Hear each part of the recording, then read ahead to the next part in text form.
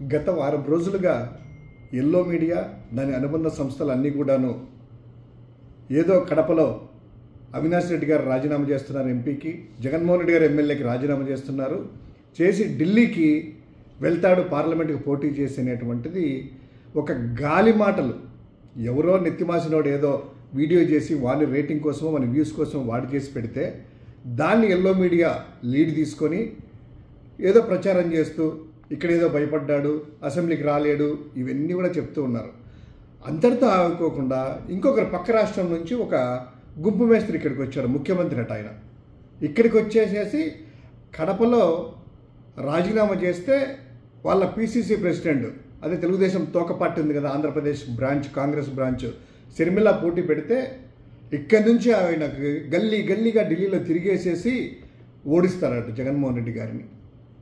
గుంపు మేస్త్రికి ఒకటి గుర్తు చేసుకుంటామని చెప్తున్నాను.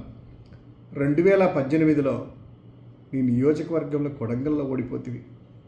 తర్వాత 2024లో అంటే 2023 మీ యొక్క శాసనసభ ఎన్నికల్లో పెడితే 2 స్థానాల్లో పెడితే ఒక స్థానంలో మూడో ప్లేస్లో వచ్చినావు. తర్వాత నిన్న ముఖ్యమంత్రి అయిన తర్వాత నీ సొంత జిల్లా మహబూబ్ నగర్ జిల్లాలో పార్లమెంట్ ఎన్నికలు జరిగితే బీజేపీ డీకే అరుణ గెలిచింది. నువ్వు ఓడిపోయావు అక్కడ. అంటే నువ్వంటే కాంగ్రెస్ పార్టీ ఓడిపోయింది. నువ్వు అదే ఉట్టికెక్కలేనమ్మా ఊరికెక్కునా అనేటువంటి సామెతలాగా అక్కడేదో పీక్కోలేక గుంపు మేస్త్రి వచ్చి ఇక్కడికి ఏదో చేస్తారట. సో ఈ గాలి వార్తలంతా ఎందుకు అంటే వీళ్ళు ఇచ్చినటువంటి హామీలు నెరవేర్చలేక ప్రజలను డైవర్ట్ చేయడానికి, అదేవిధంగా వైఎస్ఆర్ కాంగ్రెస్ పార్టీ శ్రేణులు అయోమయం చేయడానికి ఈ గాలి వార్తలన్నీ కూడా ఇస్తున్నారు. మీ గాలి వార్తలన్నీ కూడాను పక్కన పెట్టి ఫస్ట్ మీరు చెప్పినటువంటి సూపర్ 6 అన్నారు కదా, అవి అమలు చేయాలనేటువంటిది కోరుకుంటున్నాం. గత వారం రోజులుగా ఎల్లో మీడియా దాని అనుబంధ సంస్థలు అన్నీ కూడాను ఏదో కడపలో అవినాష్ రెడ్డి గారు రాజీనామా చేస్తున్నారు ఎంపీకి, జగన్మోహన్ రెడ్డి గారు ఎమ్మెల్యేకి రాజీనామా చేస్తున్నారు, చేసి ఢిల్లీకి వెళ్తాడు పార్లమెంటుకి పోటీ చేసేటువంటిది ఒక గాలి మాటలు. ఎవరో నెత్తిమాసినోడు ఏదో వీడియో చేసి వాని రేటింగ్ కోసమో మన వ్యూస్ కోసం వాడి చేసి పెడితే దాన్ని ఎల్లో మీడియా లీడ్ తీసుకొని ఏదో ప్రచారం చేస్తూ ఇక్కడ ఏదో భయపడ్డాడు, అసెంబ్లీకి రాలేడు, ఇవన్నీ కూడా చెప్తూ ఉన్నారు. అంతటితో ఆగుకోకుండా ఇంకొకరు పక్క రాష్ట్రం నుంచి ఒక గుంపు మేస్త్రి ఇక్కడికి వచ్చాడు, ముఖ్యమంత్రి అట ఆయన. ఇక్కడికి వచ్చేసేసి కడపలో రాజీనామా చేస్తే వాళ్ళ పీసీసీ ప్రెసిడెంట్, అదే తెలుగుదేశం తోక పార్టీ ఉంది కదా ఆంధ్రప్రదేశ్ బ్రాంచ్, కాంగ్రెస్ బ్రాంచ్, షర్మిల పోటీ పెడితే ఇక్కడి నుంచి ఆయనకు గల్లీగా ఢిల్లీలో తిరిగేసేసి ఓడిస్తారట జగన్మోహన్ రెడ్డి గారిని. గుంపు మేస్త్రికి ఒకటి గుర్తు చేసుకుంటామని చెప్తున్నాను. 2018లో నీ నియోజకవర్గంలో కొడంగల్లో ఓడిపోతుంది.